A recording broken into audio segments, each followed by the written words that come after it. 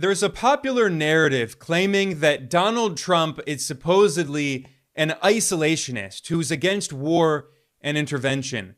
In order to believe this, you have to ignore his extremely hawkish foreign policy during Trump's first term, when he killed the top Iranian general Qasem Soleimani and tried to overthrow the Iranian government.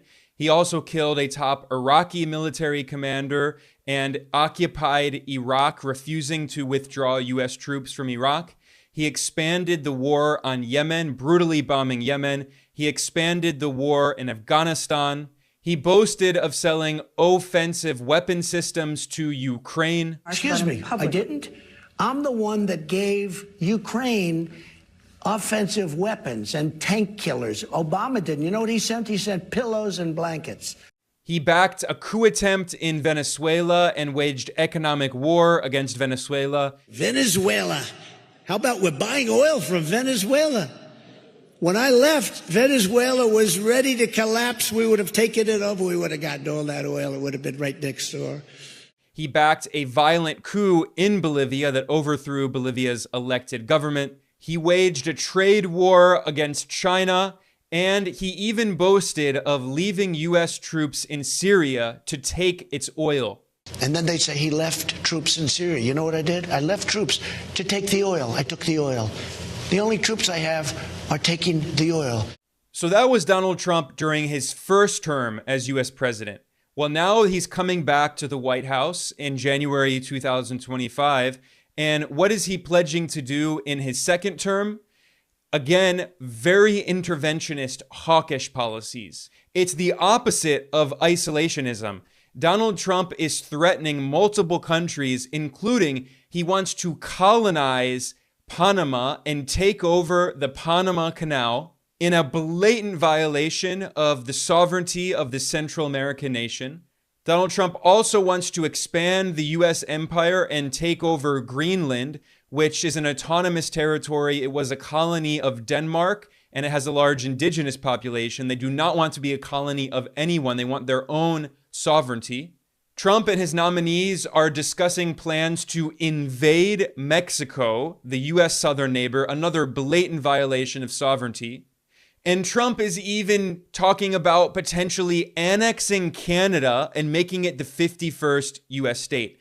Now, Trump supporters claim this is a joke. It's not serious. But he's threatening the northern and southern neighbors of the U.S. He's threatening China. He's threatening Iran. This is the opposite of isolationism. This is extreme imperialism. Trump made an extremely bizarre post on Christmas on his website, Truth Social, in which he threatened Panama, China, Canada, and Greenland. Christmas is supposed to be about peace and love and family, but instead, Trump insisted that the U.S. will take over Greenland. He once again said that Canada should become the 51st state, which again is a not so subtle threat to annex Canada. And then he falsely claimed that Chinese soldiers are operating the Panama Canal, which is completely false. But Trump is trying to provide a justification for colonizing the Panama Canal, which he said very clearly he wants to take over. And he's using China as a boogeyman to try to justify that. And meanwhile, some of the biggest pro-Trump right-wing accounts on social media are talking about expanding the U.S. empire, colonizing Mexico, colonizing Canada, colonizing Cuba and Nicaragua. These huge pro-Trump accounts on Twitter that have millions of followers, largely because they're constantly promoted by Elon Musk, who's going to be a top official in the second Trump administration. They are invoking manifest destiny. This is blatant colonialism. Again, this is the opposite of isolationism. They're saying they want the U.S. empire to colonize sovereign countries, and they're portraying this as based. They're saying, oh, if you are opposed to imperialism and colonialism, it's because you're woke. This is not isolationism. This is blatant colonialism and warmongering. Another example of this was Donald Trump's former Undersecretary of Defense for Intelligence, Ezra Cohen, who is one of the top officials in the Pentagon in Trump's first administration. He quoted Trump's comments threatening to take over the Panama Canal, And Ezra Cohen wrote in all caps, quote, "Make the Monroe Doctrine great again," end quote. Again, this was one of the top officials in Trump's Pentagon the first time. He's very likely going to come back in Trump's second administration. He's also worked with the CIA and previously with the Defense Intelligence Agency, the DIA. This is a former top U.S. government official who oversaw the war machine's intelligence apparatus, and he's invoking the 200-year-old colonial Monroe Doctrine, which essentially claims that Latin America is the so-called backyard of the U.S. empire. These people are blatant neo-colonialists. And yet Trump and some of his allies claim that they're right-wing populists who are against neoconservatives, but they're showing that they're just as imperialist as neocons. They're threatening many countries with war, invasion, conquest, occupation, and colonization. And they can say it's jokes, but a lot of countries around the world are very scared because the U.S. empire has invaded dozens of countries just in the past few decades. The U.S. military has intervened in the vast majority of countries on Earth. So when the president-elect talks about annexing Canada and invading Mexico and taking over the Panama Canal, that's not seen as a joke. That's seen as a threat, given the historical precedent, which I'll be talking about today. Let's start with the Panama Canal. This is one of the most important trade choke points on Earth. About 5% of global maritime trade passes through the Panama Canal. And Donald Trump wants the U.S. to colonize the Panama Canal, to take it over, given the historical precedent that previously it had been U.S. colonial territory until 1999. So on the 21st of December, Donald Trump posted on his social media platform, Truth Social, he said, quote, "We will demand that the Panama Canal be returned to us in full and without question. To the officials of Panama, please be guided accordingly," end quote. This is a threat to a sovereign country. And in order to justify this threat of colonizing part of Panama, Donald Trump pointed to China. As always, he fearmongers about China. The Panamanian government condemned this threat by Trump, and Panama's president, Jose Raul Mulino, said, quote, "Every square meter of the Panama Canal and its adjacent areas belongs to Panama and will continue belonging to Panama," end quote. Now, what's ironic about this is that Mulino, the president of Panama, is from a right-wing party, and he's been a very pro-U.S. politician. He's not in any way an anti-imperialist leftist, but even right-wing U.S. allies in Latin America are scared now because the U.S. president-elect is threatening to colonize and take over their territory. Panama's President Mulino stressed that, quote, "The canal has no direct or indirect control from China, nor the European Union, nor the United States, or any other power," end quote.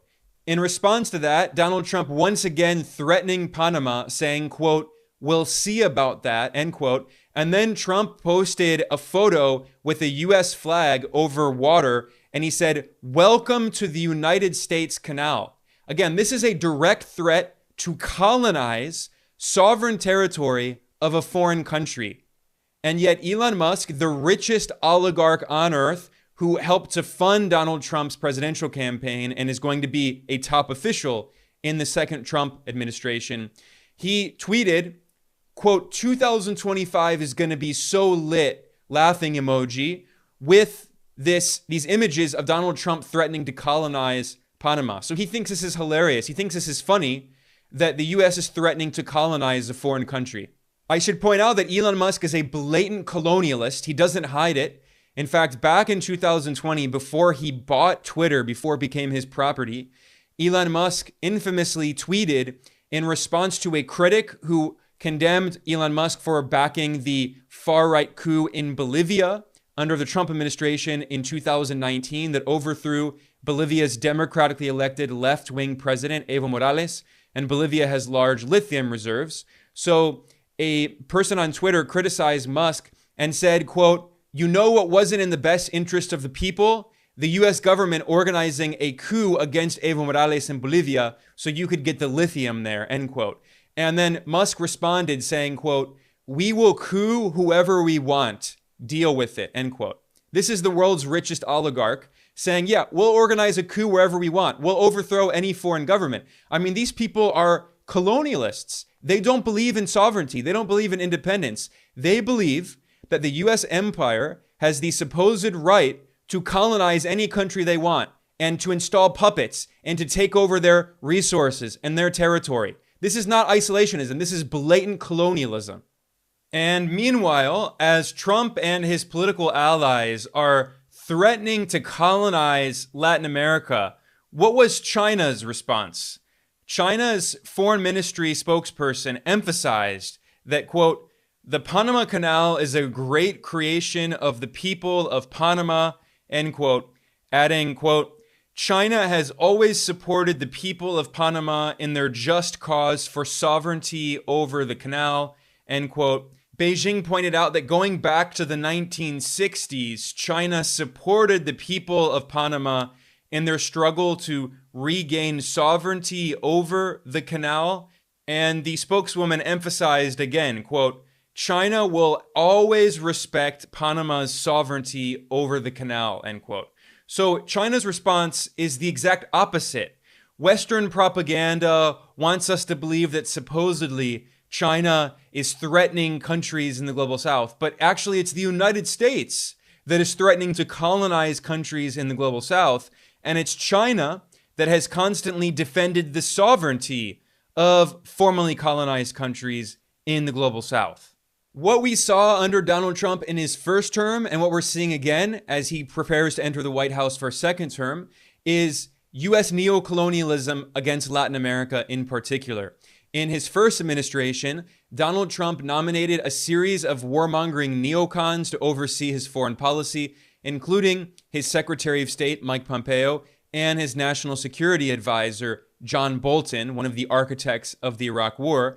And in his first term, those top Trump administration officials invoked the 200-year-old colonial Monroe Doctrine to claim that Latin America is the U.S. empire's so-called backyard and to say that they can overthrow any government they want. They tried to overthrow the Venezuelan government. They tried to overthrow the Nicaraguan government, the Sandinistas. They tried to overthrow the revolutionary Cuban government. They did overthrow the Bolivian government. And of course, they used the excuse of China and Russia to justify it, just like now Trump again, as he prepares to enter the White House for a second term, Trump, he simply says, China, China, in order to try to justify colonizing the Panama Canal. We have to keep in mind the historical context. Look at this through the eyes of people in Latin America. The U.S. has carried out dozens of invasions of countries all across Latin America over the past 2 centuries. The U.S. military has intervened in almost every single country in Latin America. In some cases, the U.S. has invaded multiple times, like Nicaragua has been invaded by the U.S. 3 times.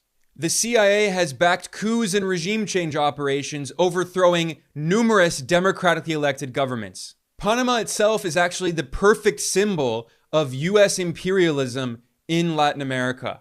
In the late 19th century, U.S. capitalist oligarchs known as the robber barons, like Cornelius Vanderbilt, were trying to build a canal in Central America. One of the key locations that they wanted was modern-day Panama, and at that time, Panama was part of Colombia. So in 1903, the U.S. government tried to force Colombia to give the U.S. control of this territory in order to make a canal, and the U.S. tried to pressure the Colombian government to sign what was called the Hay-Herran Treaty. That would have given the U.S. empire control over the territory of modern-day Panama for 100 years. However, the Senate of Colombia opposed this because they saw this as a form of U.S. colonialism, which is what it was. So after the Colombian Senate opposed it, what was the response of the U.S.? The U.S. backed a separatist movement to create Panama in 1903. So essentially, the U.S. was trying to create a colony by breaking off Panama from Colombia. In fact, the New York Times published an article in 1903 boasting that the government of Theodore Roosevelt in the U.S. had backed the separatist movement in Panama, and that the leaders of the Panamanian separatist movement had planned what was essentially a coup in New York City, in fancy, luxurious hotels from the US. They were funded by the United States to break off of Colombia in order to create a canal that the US empire would control on behalf of oligarchs like Vanderbilt. So then what happened? Immediately after Panama was created with US backing, the US took control over the territory that became the Panama Canal Zone by signing the Hay-Buno-Varia Treaty, which was signed by the US Secretary of State John Hay on one side and a French diplomat on the other side, Philippe Jean Buno-Varia. There were no Panamanians represented in the signing of this treaty. It was blatant colonialism. This is the historical precedent that Donald Trump is citing to argue that the US should go back to taking over the Panama Canal. So with that treaty signed with the presence of no Panamanians, the US was given control over the Panama Canal Zone. It built the canal over the next decade, and Panama had a series of US puppet regimes. However, that changed in 1968 when a revolutionary military officer came to power named Omar Torrijos. He was influenced by the Cuban Revolution. He was allied with Cuba. He supported the Sandinistas in Nicaragua. He also supported Salvador Allende, the democratically elected socialist president of Chile, who was overthrown in a CIA-orchestrated coup in 1973. So Omar Torrijos came to power in Panama, and he initiated what he called a revolution. He did land reform, giving land to poor peasants. He massively expanded healthcare for poor people. He expanded education. He built a lot of infrastructure and public works. He was a very progressive populist leader, and obviously he angered the United States, especially when he demanded that the US give Panama control over the Panama Canal. He opposed US colonialism in Panama. So in 1977, after more than 70 years of US colonialism in Panama, the US President Jimmy Carter was pressured to sign an agreement with Panama in what was known as the Torrijos-Carter Treaties that stated that Panama would get full control over the Panama Canal by 1999. However, just 4 years after signing this agreement, in 1981, Panama's revolutionary left-wing leader Torrijos died in a very suspicious plane crash. And in 2009, a retired Panamanian colonel and former Panamanian ambassador published a book in which he revealed that the CIA had backed an operation, this assassination. They had killed the leftist revolutionary leader Torrijos, and this was done in collaboration with the future military leader of Panama, Manuel Noriega. Noriega had been a longtime CIA asset who collaborated with US spies while also trafficking huge sums of drugs. So then 2 years after Torrijos was killed, who took power? It was Manuel Noriega. He was the de facto military leader of Panama in the 1980s.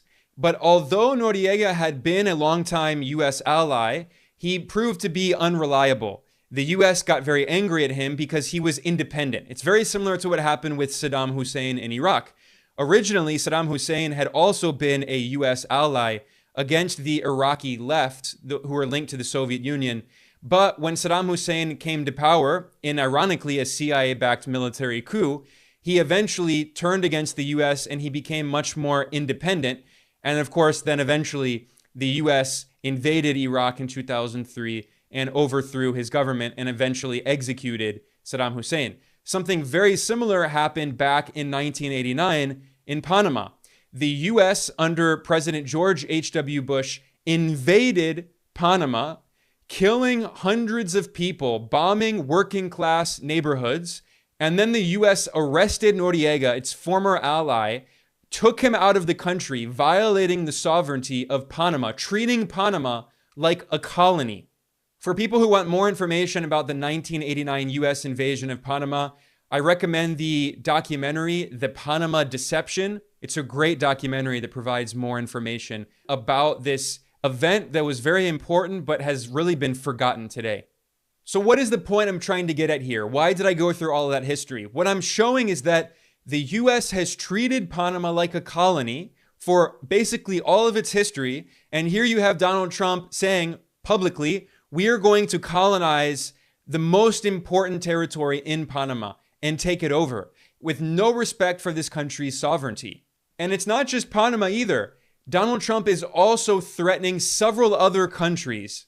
In fact, one day after Donald Trump threatened Panama, he posted another comment on his social media platform, Truth Social, in which Trump threatened to take over Greenland, which is an autonomous territory of Denmark. It was a Danish colony, but it got autonomy, and there are many indigenous communities in Greenland who want independence. They don't want to be a Danish colony. They certainly don't want to be a US colony either. They want independence and sovereignty. But what did Donald Trump say?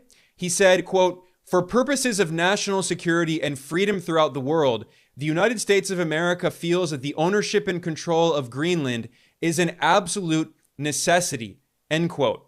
And a bunch of right-wing pro-Trump accounts on social media that have millions of followers, like this account Wall Street Mav, which was previously Wall Street Silver, which is run by a 20-something former used car salesman in Canada, but it has millions of followers because Elon Musk has been promoting this account constantly. And they're making these comments about the US colonizing not only Greenland, but even Canada. And then they say, oh, well, it's a joke, but they're threatening to colonize these countries.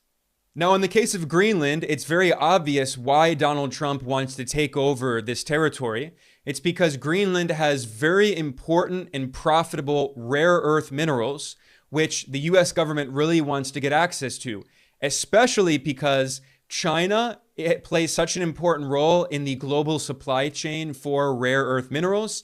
So the US government, and this has been bipartisan under Republicans and Democrats, under Trump and under Joe Biden, the US has been trying to find alternatives so it doesn't rely on China to get access to rare earth minerals. So Donald Trump wants to colonize Greenland to take over its minerals.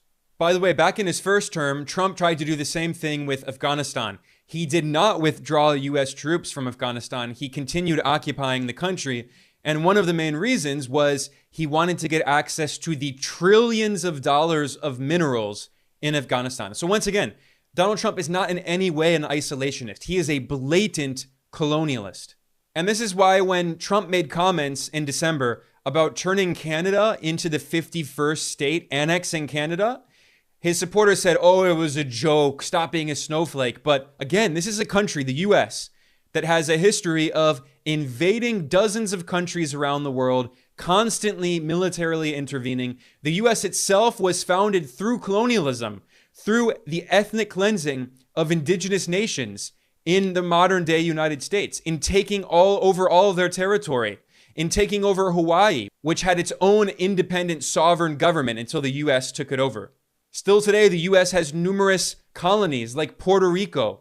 And now Trump is talking about taking over Canada and saying, oh, well, it's a joke. And I mean, look, I have no sympathy for Justin Trudeau. I think he's been a horrible leader. He's also pro-war. Trudeau has supported many imperialist policies as well, including Israel's brutal war on Gaza and ethnic cleansing in Gaza, including the coup attempt in Venezuela, including the war on Yemen. The list goes on.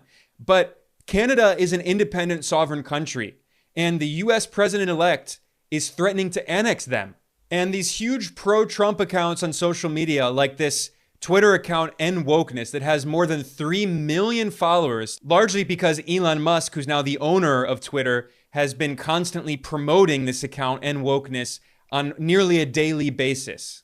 But accounts like this are sending out tweets that get thousands of shares and tens of thousands of likes saying, Trump is right, the US should take over the Panama Canal. And in response to this, on the 22nd of December, someone responded and said, quote, let's invade a sovereign country and occupy and control its territory in order to extract income, destabilizing that country and inevitably the region in clear violation of international law with the support of 0 countries in the world, alienating all of our allies. And this stupid End Wokeness account, their response was yes, with this dumb meme. as if they're being like based or something. So they're saying that they're imperialists, they're colonialists. They do not believe in sovereignty. They're the opposites of isolationists. They want a US global dictatorship in which the US can colonize any foreign country, in which the US empire can invade any foreign country and take over their natural resources. And they see this as being based. And if you oppose colonialism, then you're supposedly woke. This is how they're defining woke. And earlier I mentioned this account, Wall Street Mav, formerly Wall Street Silver, run by a used car salesman in Canada. That this account is constantly promoted by Elon Musk. It has 1.5 million followers. And they're posting these insane things, quoting Manifest Destiny, arguing that the US empire should colonize all of North America. And again, this End Wokeness account with 3.3 million followers, which is constantly promoted by Elon Musk, they're posting maps in which the US empire colonizes Mexico and Canada and Nicaragua and Cuba and the Dominican Republic. I mean, they are trying to build a US Reich. This is blatant fascist colonialism. And they say, oh, well, it's a joke. It's not a joke when Donald Trump and his nominees to be in his administration are making plans for an invasion of Mexico. This is not just an internet joke. These are not stupid memes. They're actually making plans to send US troops into Mexico.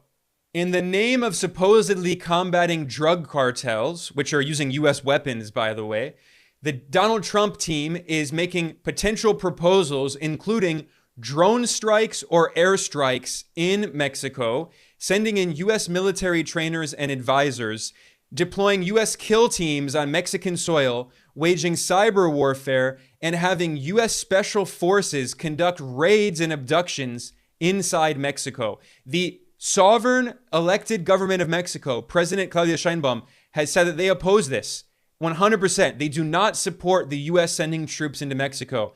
If Trump does this, and he's talking about it, this would be an invasion. In fact, Donald Trump's nominee to be his border czar, Tom Homan, has said clearly that Trump plans on sending troops into Mexico in order to wipe out the cartels, he claims. But again, this is a violation of Mexico's sovereignty. Donald Trump's nominee to be National Security Advisor, who is a neoconservative war hawk named Mike Waltz, he introduced legislation into the US Congress that would give the US military the authorization to invade Mexico. They are making very clear plans to do this. This is not just some media story. They boast about it on their own congressional websites. And again, Mike Waltz, he's not just a nobody. He's going to be Donald Trump's national security advisor. Donald Trump's nominees are also talking about proposals to bomb Iran. This was reported by the Wall Street Journal, which is a pro-Republican, pro-Trump newspaper. They said very clearly that they want to launch airstrikes on Iran in the name of stopping its nuclear program. But again, this would be another blatant war of aggression, of course, in alliance with Israel. And Donald Trump has made it clear as day that he strongly supports Israel's war on Gaza, its war in Lebanon, its occupation of Syrian territory. Donald Trump, when he was president the first time, recognized Israel's illegal occupation of Syrian sovereign territory in the Golan Heights. And in return, thanking Trump, the Israeli Prime Minister Benjamin Netanyahu opened a new illegal Israeli settlement in occupied Syrian territory called Trump Heights. And this isn't even to mention China. Trump is constantly threatening China, and he has filled his cabinet with extreme China hawks, including the king of the neocons, Marco Rubio, who's going to be leading Trump's State Department, overseeing U.S. foreign policy. Marco Rubio has never seen a war he didn't love. Trump also announced that his Undersecretary of Defense for Policy in the Pentagon will be another extreme China hawk named Elbridge Colby, who, by the way, is the grandson of the former CIA director William Colby, who oversaw Operation Phoenix in Vietnam and the horrific crimes against humanity committed by the CIA in Vietnam. Elbridge Colby, who will be helping to run Donald Trump's Pentagon, has proudly referred to himself as a hawk. He said, quote, "I own being a hawk right now vis-a-vis China. specifically that we need to dramatically upgrade our preparedness for war, end quote. He wants the US to prepare for potential war with China. Of course, he claims that he wants to prepare for war in order to deter war, but this is what every war hawk says. They always say, I don't want to start the war, but I want to be prepared for when we need to fight the war. This is what they all say. If you look at Elbridge Colby's Twitter account, basically every day all he tweets about is how the US needs to prepare for war with China. And he constantly says, quote, China is our top national security threat, end quote. These are the people whom Donald Trump has nominated to run both the State Department and the Pentagon. They're all war hawks. And meanwhile, Trump claims that he's going to create a Department of Government Efficiency, DOGE, run by billionaires Elon Musk and Vivek Ramaswamy. And he says he's going to bring down the deficit. But in reality, Republicans in the House of Representatives, of course, who were allied with Trump, they introduced the so-called DOGE Act, the law. And what do? They want to cut social spending. They want to cut spending on the economy, on education, on transportation, on healthcare, on energy, on climate. And meanwhile, they reduce the Pentagon budget by $0. The US Senate already approved a military budget of $895 billion, nearly $1 trillion. And when you consider all of the other spending related to the military, like veteran spending and Department of Energy spending, like nuclear weapons, which are not under the Pentagon, they're under energy spending, the Department of Energy.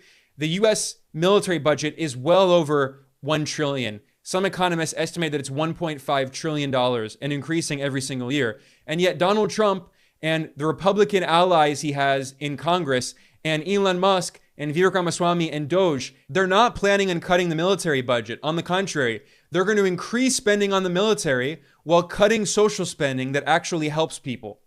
And by the way, one of the reasons for this is that Donald Trump's cabinet is full of billionaires who benefit from huge Pentagon contracts. They've gotten billions of dollars of subsidies and contracts from the Pentagon, including Elon Musk. But it's not just Elon Musk and his companies.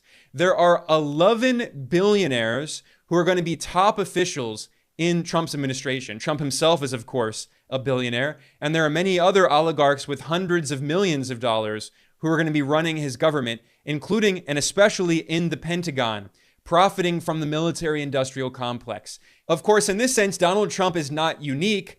Every single US president for decades has been a war criminal, has been an imperialist who has backed invasions and wars and regime change operations and coups around the world.